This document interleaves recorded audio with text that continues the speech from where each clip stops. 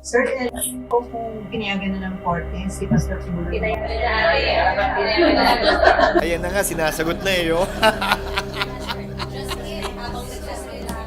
Ay, hindi. Nalaman namin kaninang umaga pa actually na pinayagan na ng Pasig Court si Pastor Kibuloy na mag-attend sa pagdinig bukas.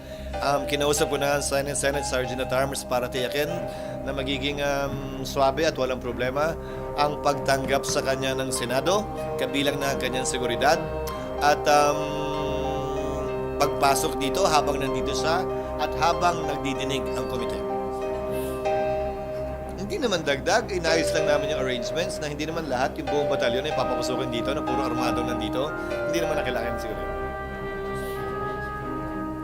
Dadalhin siya rito. Dadalhin siya rito. Lahat naman dinadala dito at hindi kailangan sunduin ng Senado. Para yung seguridad niya mula sa detention facility patungo dito ay responsibilidad pa rin ng BJMP at ng Philippine National Police na mas kapable gawin yun kumpara sa ating Sergeant at Arms. Hindi ko pa rin alam. Pero malamang nandito ako.